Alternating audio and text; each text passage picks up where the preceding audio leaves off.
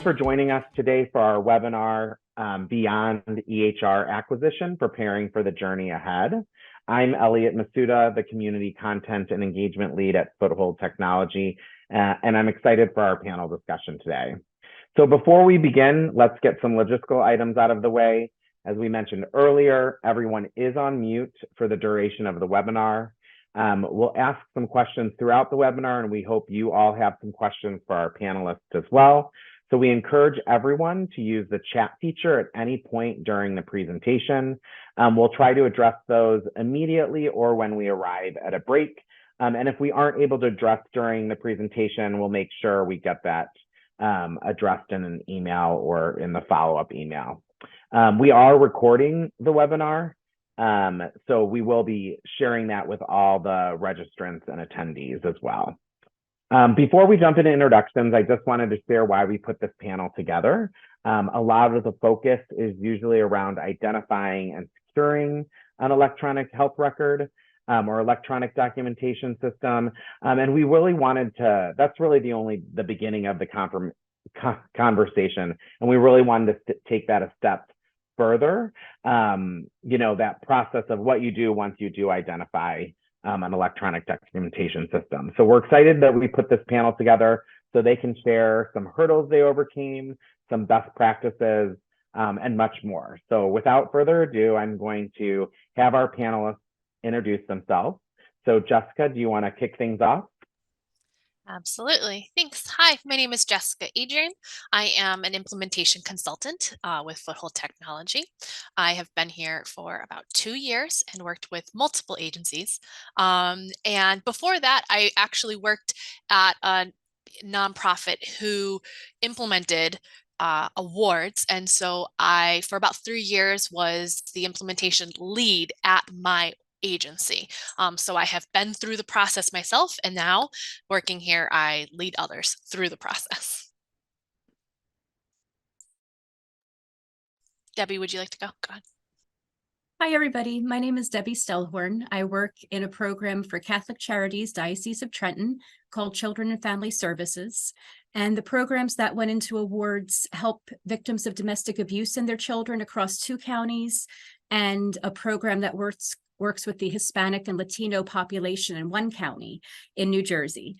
And I served on the implementation team in pretty much every aspect except transferring the data over of existing clients from one system to another. Yeah, I'm, Misty Nyman. I work at Court Resources, which is based in South Portland, Maine. I work remotely most of the time, but I am the Director of Quality Assurance at the company, and I was, I would say, one of the top 2 leads for our implementation, which we just kind of finishing, but my counterpart has retired, so it's just me kind of leading the team now.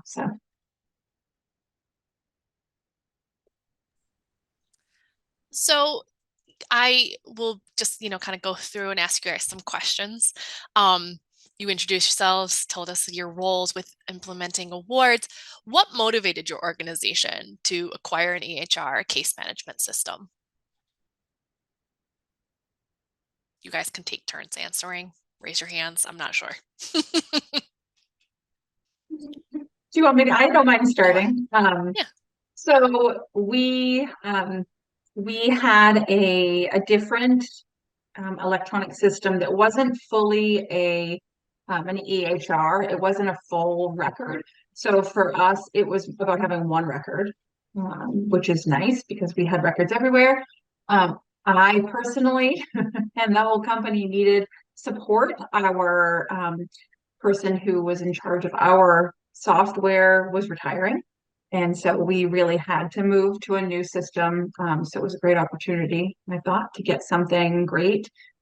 Security was important. It's a changing world for us. So having something secure for our folks who work everywhere, all over the place, was important. And then for me, I love the compliance controls, being able to watch stuff, and well, it's scary, but being able to see it easier was very helpful. So that's why.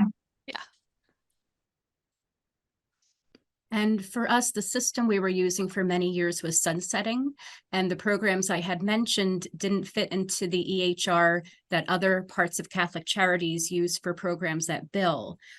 So our goals were to find an EHR that would allow for direct service staff to easily enter data into the system, or at least in a similar way to what we were doing, and having the EHR be able to implement our service codes for grant reporting and treat them with the same importance as if we were billing for services. And we have 138 service codes that function like billing codes, yes. And yeah, we need to break them down, not just into things like counseling or therapy, but advocacy and case management. And then we have to break them down further into what type of advocacy, and then we also need to know what staff, entered that data or provided that service, and be able to draw out all that information based on the staff, based on the grant and the time and the number of times. So the service codes were really important to us, and finding an EHR that could handle them. And our goals were really focused on reporting on them and getting them in and out of the system easily. So speaking of 130 plus service codes, implementing a new EHR is a very complex, and can be a very difficult process. Can you guys speak to some of the challenges your organizations faced during the implementation phase? I guess I can go first this time, Misty. So the amount of service codes and the way we needed to pull them out in such a diverse way was a challenge, because it can be really difficult to convey how important that process is in comparison to billing for services. But awards understood that immediately, what we were talking about. And our implementation specialists, just caught on right away, was right on board, and helped us make that a main priority. And then working with the implementation team at awards, it was never like, here's awards and this is our box and you need to fit into it. It was more like, how can awards adapt to meet your needs so that your program needs can be met, and work through that. So that was our biggest challenge, I think. Yeah. Misty. I think ours was to start role determination, who was doing what in our actual implementation. That took a little time for us as a team, as a pull together a team of people who were also doing other jobs, and really figure out who was going to do which piece. So that was interesting. Redeveloping our workflows, rethinking how things might go that was a challenge. And then choosing where to start. Which service do you start with? That was a hard one, and I don't know that we made the best choice, but we made it through. You did. Yes, having worked with your team, you guys, we made it through. So, developing a new EHR, whether you're coming from paper, whether you're coming from another system, change management is a huge piece of of changing in a major system implementation. Can you guys talk about maybe some of the strategies, like, okay, who's doing what role, or how are we changing a process? Were there specific strategies your organizations used to manage or facilitate these with staff? You want me to? I can start, Deb. So, we, it was challenging. We did develop a plan that we followed that helped us kind of stay on task, because there's a lot to go through. We regularly communicated through every channel we could. Our team, we use Teams a lot, so sharing updates and posting things. Lots of hands-on training, even after the training, then doing it again, really kind of working your way through to the folks that needed more hands-on for that big shift. And then visual guides. So I used our changing workflow process to create, here's your visual representation of what it should look like when you're doing it. And that seems, I still use them. Yeah. I was going to say the same thing about communication, that it's key. It's also a double-edged sword in that you want to spare people from information overload, but if you don't give out all the information, then staff might not be ready for the change or not understand what might be expected of them in the future. So we would, send out emails in advance, just letting people know we were working on the implementation process. And every once in a while, we'd send out little interesting tips or bits of information, just to pique staff's interest. And then when we were going through the training that awards offers staff, we had everyone, log in and change their passwords. So kind of going like baby steps. And then after the trainings, I admit I probably overloaded people with information, but we had a very quick implementation that I probably should have spoke about under challenges, but we went live in 3 months, which was actually more like 2 months. We were doing the major work, and it was a very quick implementation, which had nothing to do with awards, but awards helped us through it, which was great and amazing. So if you can give yourself more time, that is also, that would be a benefit as well. Yes, there's enough pressure in changing a system without also adding a short timeline to it as well, right? So let's talk about successes. Can you guys highlight a specific accomplishment or a success that your organization has achieved as a result of successfully launching your EHR case management system? So, besides the service codes, that really allowed us to be in charge of the decisions around what worked best for our program with them. That's the biggest accomplishment, of course, but for the first time, we have all of our client data in one EHR. And we have had in the past, we've had clients in different programs in an Access database or Excel, and then other parts like service codes in the previous EHR. And then, now we have everything in awards, and it's just wonderful to have demographic information and service codes for all of our clients in one system.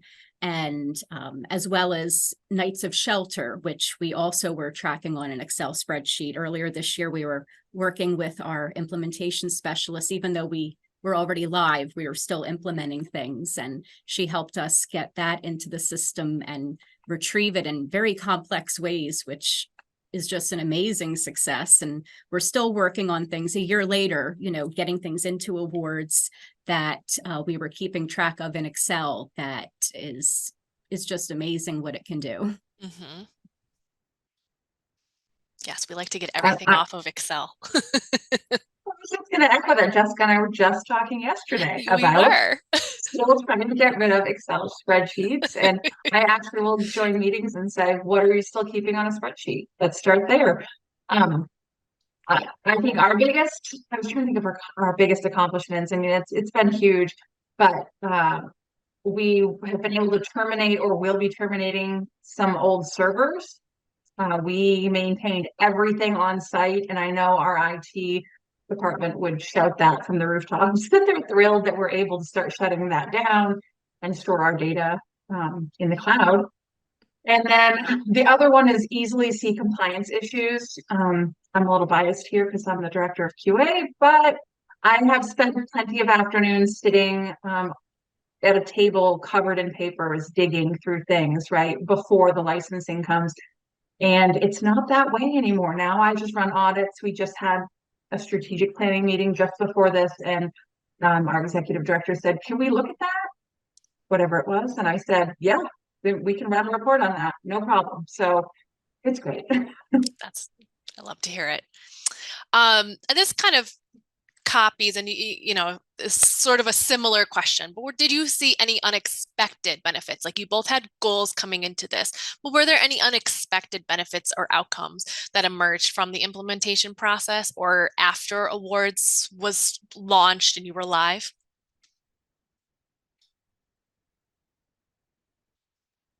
You guys want me to go? Yeah, go ahead, Misty. I think for us, so we started implementing, I think in 2022, summer of 2022. Somewhere in there, yeah. And we work, in mental health and folks with intellectual and developmental disabilities living in residential homes all over. So we're just coming out of a pandemic and it was pretty rough. So I think one was the excitement. I'm always excited about things like this, the data. But not everyone is. And now I can see the excitement on people when they're like, oh, I found a report for that. So that's been nice to see some like excitement about something. And then also it's been interesting because our direct service providers, our DSPs, they are shining. They love it. They can use it pretty simply. I think it's the change process that was more challenging for the leadership level. That's where the pain was felt more than the direct care staff are loving it. Their day is easier. So that was nice. And for us, for me, I would say an unexpected benefit is the ability to create forms wherever we want and whenever we like. I didn't expect that myself, but we were trained on how to do that. And it's so nice to be in a meeting where people are saying, oh, can we track that somewhere? How can we track that? And say, well, I can create a form for that. And, I can link that to a service code or keep it in its own little form, and we can run reports on that. And it's the ease of doing it as well, because I've been on multiple meetings where I was asked if something could be done and I would do it right then. I said, okay, I just did it. And they were like, whoa, our old system didn't work that way. We'd have to put in a request and wait several weeks and, have somebody get back to us. So that's a really nice added benefit. Yeah, like the ownership of it. Yeah. I promised I wasn't going to jump around, but I am going to just a tiny bit. Collaboration among your different teams. I didn't work with your team, Debbie, but I did with, Misty and Port Resources. We have large agencies that we work with, and communication and collaboration across the different teams, the different departments is so crucial for success in your implementation. What did you guys do, or what did your organizations do to foster that collaboration and communication? I think it's my turn again to go first. So I'm really fortunate where I work because I come from direct services, providing them. And when I was around when we went live in the previous system many years ago, so I have the history as well. And so where in the programs where I work, we all speak the same language in terms of programming and even with using the EHR, and we know what it means when we say certain terms to each other. But, with awards and even other parts of Catholic Charities, other departments, I always would try to define the words I was using, even if I thought everyone knew what I meant. I just think agreeing on common terms is important because it's difficult when you're dealing with maybe a program that's billing and then talking to a program that doesn't bill, and we're using similar terms and, we're not using them in the same way. Even in talking with program staff I work with, I would go back to terms that we used in our old system and compare them to awards. So I'd say our demographic form, which is the awards intake, like and translating. Yeah. Yes. Yeah. Constantly Yep. translating. Yep. And so I just think that was good for communication verbally and in emails, and also sending follow-up emails after meetings when you got together, because sometimes it goes by so quickly and you didn't take the right notes. And so that sort of communication I think is important. Yeah. Misty. I think, I talked about using like a team shared workspace. That was helpful to have a shared project plan and to be able to kind of pop in a note to say, oh, don't forget about this, or someone look at this, especially where we all work all over the place and kind of different hours. So that was helpful. Following the plan, going back to the plan when we forgot things was really helpful. But I also think when you were just talking, Deb, I was thinking one of the things that maybe was a big shift for us was when we walked into this process, we were thinking that IT would be driving this process, because that's what it had been in the past, especially at an agency our size. That's just kind of the way it is. But we learned pretty quickly that you needed someone who could speak, like you said, both both languages. So being thoughtful about who you're choosing to lead the task is important, because it can't just be about the IT. It has to be about, I talk to the direct care staff and I'm going to talk to IT, so choosing someone who can speak both languages is really important. Because then it was a lot of translating for me. Like, I understand what's happening, and now I can explain it to this department in their way. Yep. Yep. Someone who knows both, like, yeah, the services and the like electronic requirements of things. Yeah. So, you answered the next question. And I kind of going to combine these of what best practices did you guys discover that you would want to share with the attendees here? And also, what advice would you give them based on your experiences? Anyone who's maybe in the beginning stages of implementing an EHR and case management system. Jump in.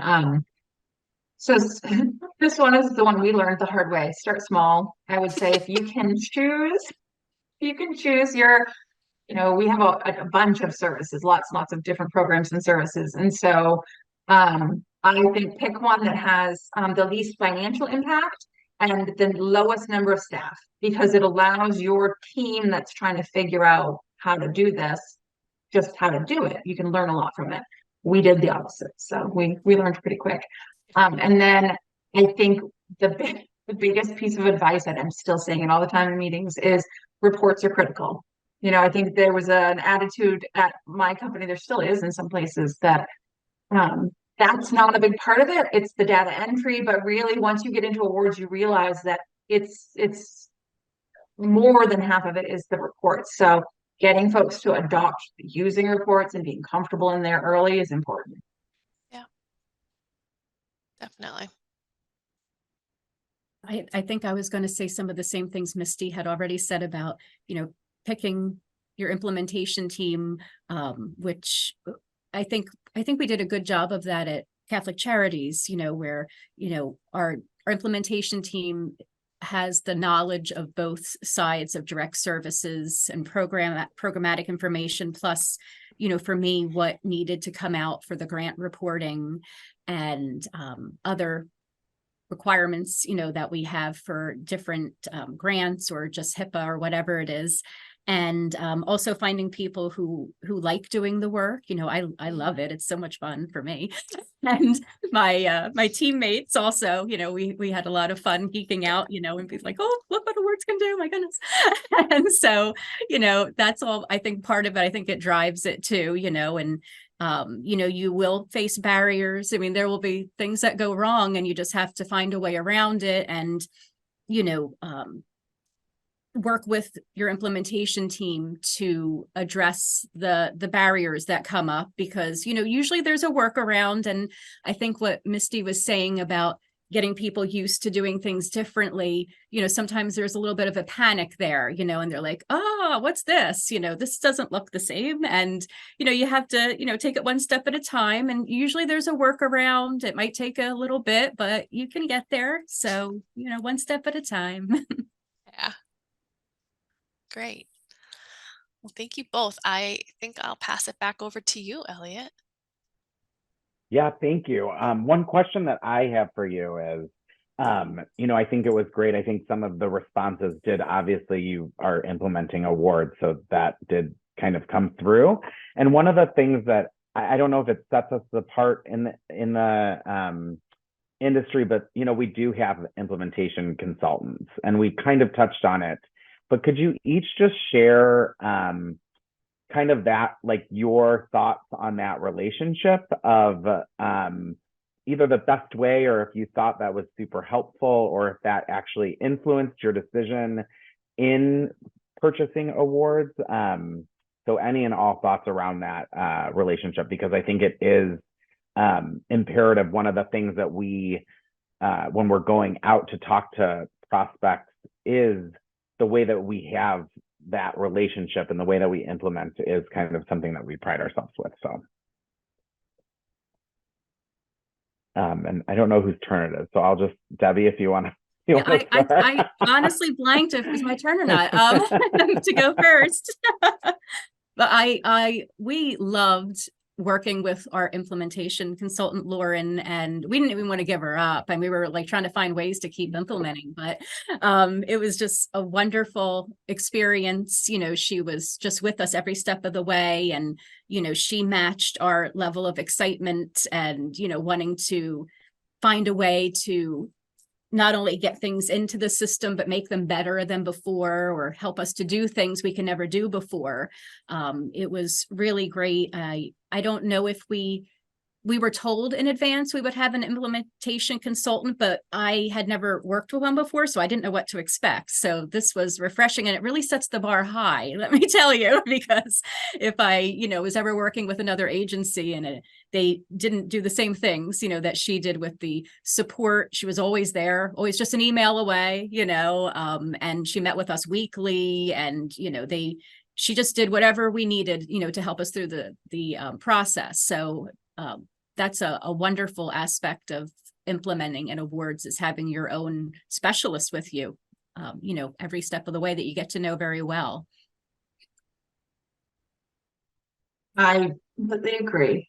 We were lucky. We had a little team that helped us in the beginning, but Jessica has been our implementation specialist. That's the right time the whole time. And it's been great. We've had staffing turnover within our implementation team at our company at Port Resources. So, and Jessica has just coasted through it with us and was there for all of our questions. I have to say, I don't know if you all provide training so that they're also kind of counselors, but they do a great job dealing with all the different personalities that might be on your team, because we've got some different personalities, and not everyone thinks in terms of data. So they did a great job, and really are an email away. And I think we're coming to a close soon on ours. So it's sad. I don't know that everyone at my company knows that yet, because I don't want to tell them, because they will be very sad. But it's been great.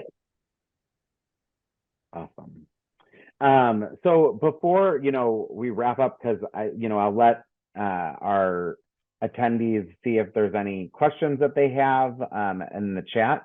But is there anything that we haven't asked you today, or is there anything that you want to share that you think that our questions for you didn't involve or didn't encompass?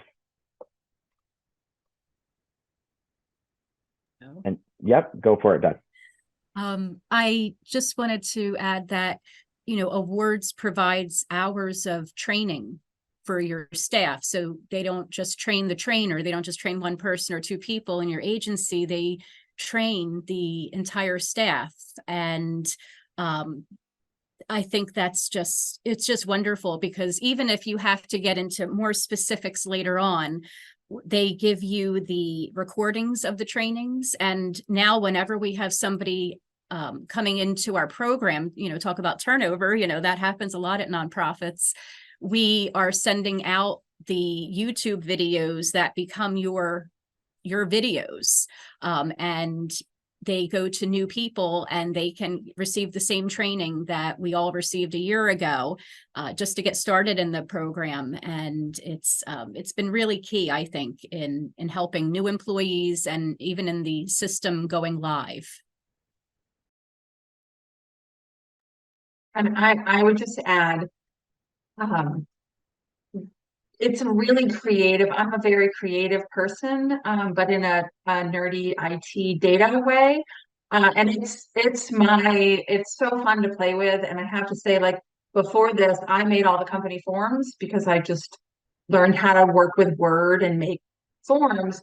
But now it's kind of like expanded my world of what's possible in a form. And I can remember saying things like, it's too bad I can't get it to do this. And now, whatever that might be, a drop down that asks additional questions when you say yes. I mean, it's just so cool and so helpful for efficiency. You know, I don't need a psychiatrist looking through 20 choices when that question didn't even apply. So that's, to me, it's the efficiencies of building really helpful forms. It's awesome.